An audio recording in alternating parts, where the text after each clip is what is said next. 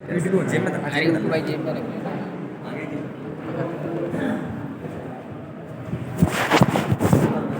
आपके सिलेबस में नेक्स्ट लिखा है vectors affecting terminal voltage sir की वीडियो तो मैं लिखूंगा जूम कैसे? करके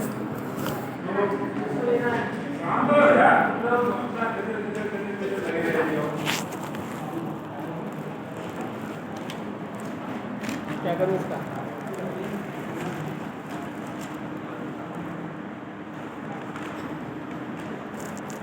करना हो तो कर लो बात कर, उसके बाद हम करते हैं।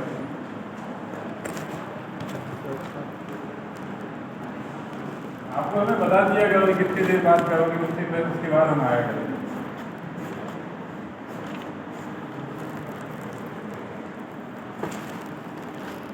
अल्टरनेटर ये टर्मिनल वोल्टेज को कौन से फैक्टर अफेक्ट करते हैं, ये है आपका नेक्स्ट।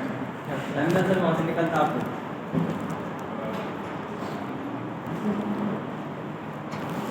देखो, अगर एक अल्टरनेटर को देखा जाए, इसको बताने के पहले आपको बताते what is synchronous impedance. Class चल रही व्हाट इज सिंक्रोनस इम्पीडेंस। और वैसे देखा जाए तो आप देखते हो कि जो इंड्यूस्ड ईएमएफ है,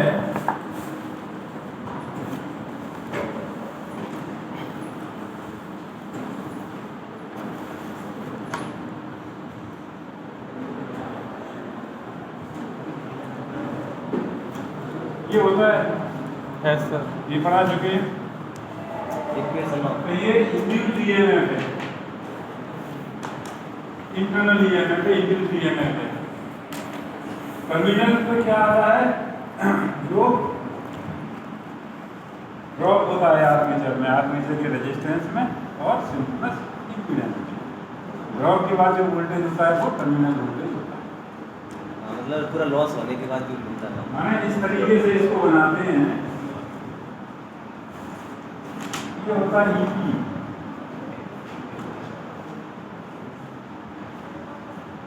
ये आरए,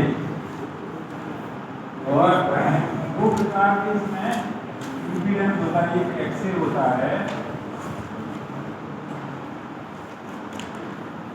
बस इतनी कई बड़ी पंकज बहुत है यार इतना। एक एक्स आर होता है।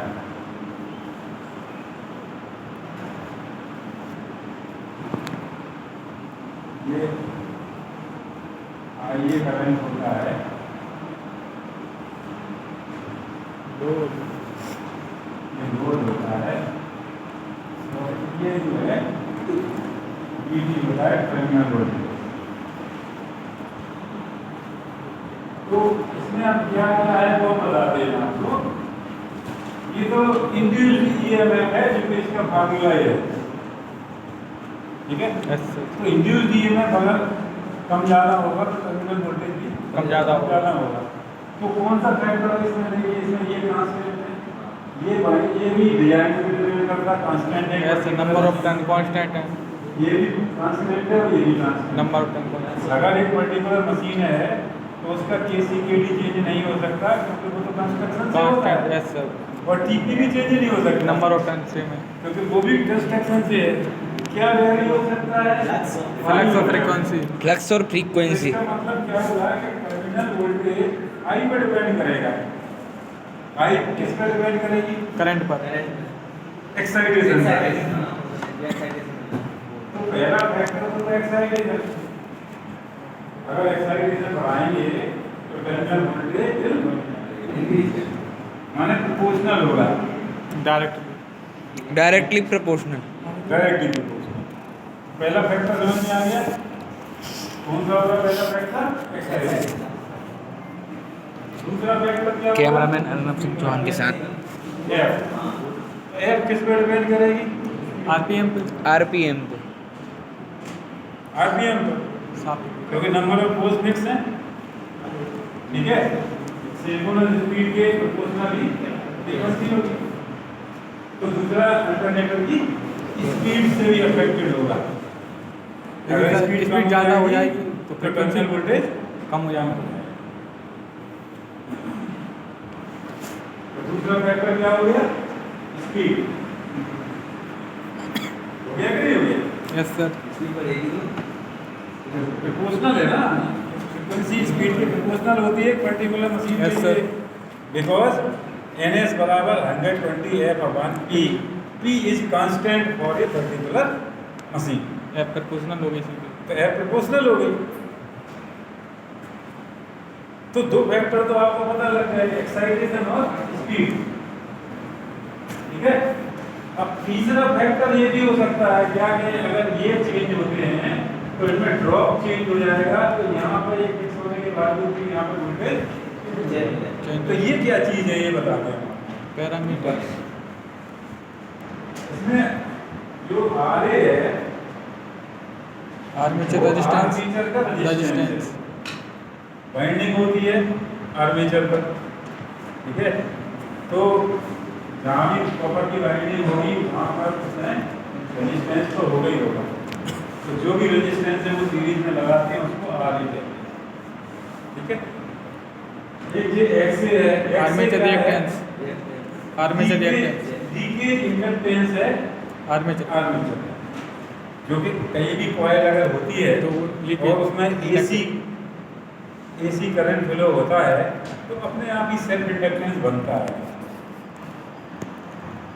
ठीक है। तो वो जो सेल्फ इंडक्टेंस है उसका जो रिएक्टेंस है वो XA है। That is called leakage reactance. Reactance of armature. Armature. तो आपको पता है बाइंडिंग होगी, बाइंडिंग में अगर अल्टरनेटिंग करंट फ्लो होगा तो सेल्फ इंडक्टेंस बनता है कॉइल में, वो उसकी प्रॉपर्टी है। तो यहाँ पर भी कॉइल है, कॉइल में AC है तो सेल्फ इंडक्टेंस बनेगा, that is called leakage reactance of armature. और उसका जो L है उसको 2 पाई से गुणा कर देंगे तो X बन जाएगा। अब ये क्या है? XAR। अब देखो क्या होता है कि जैसे मशीन नो लोड पर है, नो लोड पर है तो उसमें एक्साइटेशन दिया आपने तो केवल फ्लक्स बना। फ्लक्स बना। लेकिन जब मशीन पे लोड आता है तो लोड आता है तो लोड का जो करंट है वो आर्मेचर में आया। फ्लो होता है। तो जब किसी कंडक्टर में करंट फ्लो होगा तो उसमें मैग्नेटिक फील्ड बनेगा। नहीं बनेगा? बनेगा। तो जो लोड करंट के कारण मैग्नेटिक फील्ड बनता है और जो एक्साइटेशन के कारण बन रहा है, दोनों कट करेंगे आपस में, एक दूसरे को अपोज करेंगे, डिस्टर्ब करेंगे। Armature reaction. तो जो नेट फ्लक्स बनेगा वो इन दोनों का जो रिजल्टेंट होगा वो बनेगा एयर गैप में। तो जो लोड करंट के कारण आर्मेचर कंडक्टर में इंडक्टेंस बनता है उसको कहते हैं inductance due to armature reaction. ठीक है। तो ये जो XA है ये है ये reactance due to armature reaction. Armature में रिएक्शन कब होता है? जब लोड होता है। लोड पे कोई रिएक्शन नहीं होता बिकॉज लोड आर्मेचर करंट ही नहीं होता। जीरो, तो आर्मेचर करंट भी नहीं होता है। तो सर आर्मेचर को डिस्टर्ब नहीं होता। नेट जो फ्लक्स होता है वही होता है जो एक्साइटेशन के कारण होता है। लेकिन जैसे ही आप लोड देते हैं तो क्या होता है? आर्मेचर में उतना ही करंट फ्लो होता है जितना लोड करंट होता है। तो वो निश्चित बात है कि अपना एक मैग्नेटिक फील्ड बनाएगा और वो जो एक्साइटेशन वाला फील्ड है उससे रिएक्शन करेगा, कुछ करता है। ठीक है। तो जैसे जैसे आपका लोड बढ़ेगा वैसे वैसे आर्मेचर करंट बढ़ेगा, वैसे वैसे आर्मेचर रिएक्शन भी बढ़ेगा। तो आर्मेचर रिएक्शन के कारण जो रिएक्टेंस बनता है वो कहलाता है XA। ठीक है। तो अब आप देख रहे हो कि ये BT क्या होगा?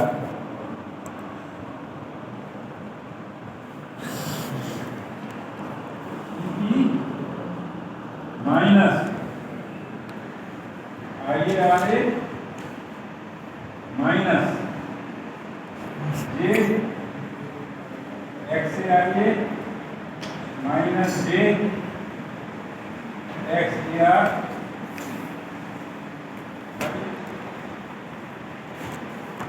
लॉसेस को माइनस कर देंगे लॉसेस को होगा तो काय को नहीं होगा।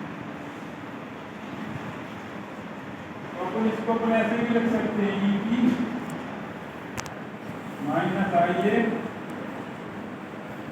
आर ए प्लस जे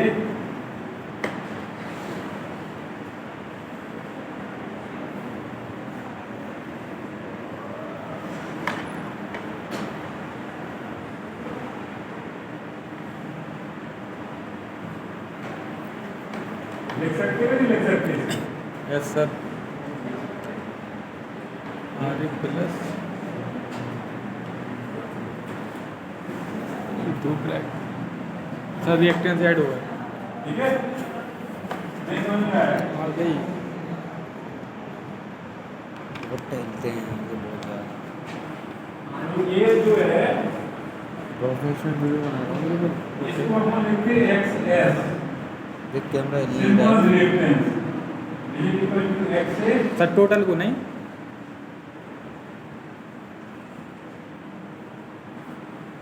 दोनों को मिला कर और इसको अपन ऐसे लिख सकते हैं ई पी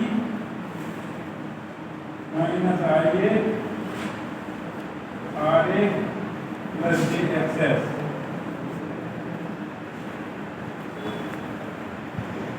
ठीक है तो अब इसको अपन ऐसा भी लिख सकते हैं E P minus I A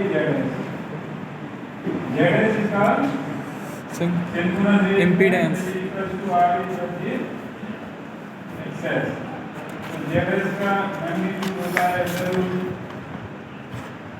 are square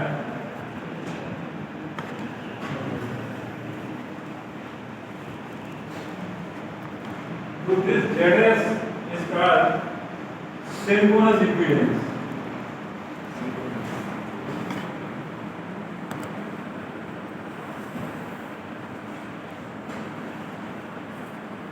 तो सिंक्रोनस इम्पीडेंस पर भी डिपेंड नहीं करेगा क्योंकि वो एक पर्टिकुलर मशीन का जो फिक्स हो जाएगा फिक्स तो नहीं कह सकते आगे तो फिक्स हो जाएगा सर सप्लाई पे डिपेंड हो जाएगा लेकिन ये जो है ये एक्स का पार्ट चेंज होता रहेगा आर्मेचर रिएक्शन चेंज होने से आर्मेचर रिएक्शन चेंज तो थोड़ा बहुत फुल लोड नो लोड से फुल लोड तो का पावर फैक्टर पे भी तो डिपेंड करेगा हाँ नो लोड से फुल लोड का क्योंकि करंट चेंज होगा इसलिए आर्मेचर रिएक्शन चेंज होगा तो जेडएस भी चेंज होता रहेगा तो जो जेडएस में थोड़ा बहुत चेंज होगा उसके हिसाब से भी टर्मिनल वोल्टेज Change करेक्ट होगा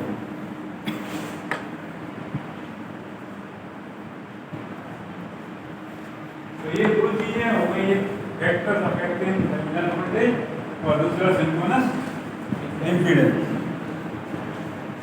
इसमें कोई दिक्कत हो तो बताओ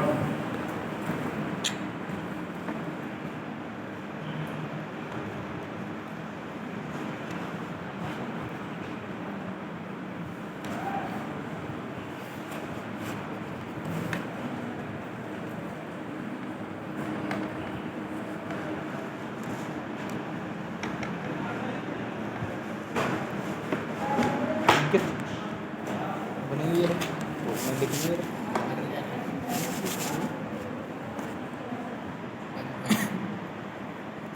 वीडियो बंद कर दी ठीक है आगे समझ में क्या होता है सिंक्रोनस इम्पीडेंस 15 मिनट पूरे हो जाए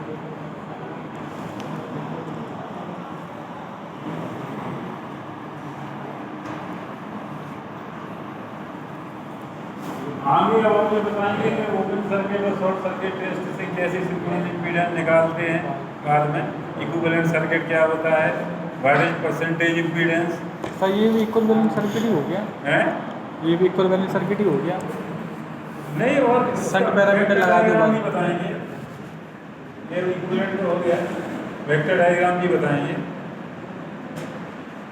अब इसके बाद हम कूलिंग बताएंगे कूलिंग क्या होती है मतलब उसको कूल कैसे करते हैं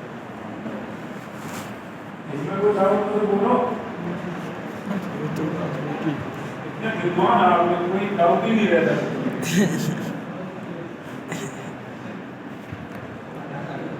एकदम पूरी समझ में आ जाती है 100%। Crystal clear. क्यों बेटा, ठीक है? ठीक है?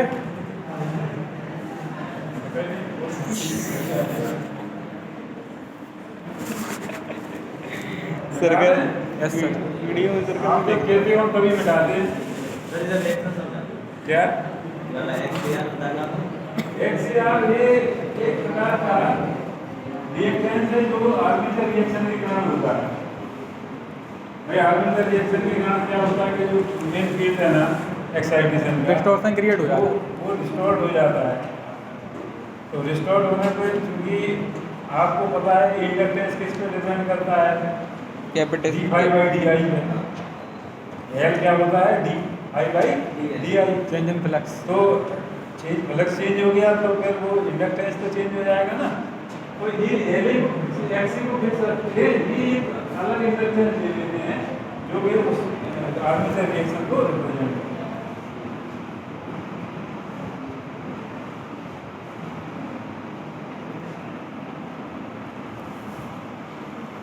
ये नो लोड पे 0 रहेगा XCR। Yes sir.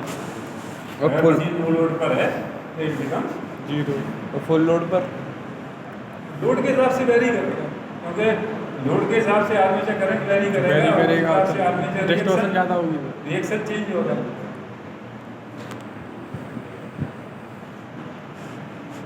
और बता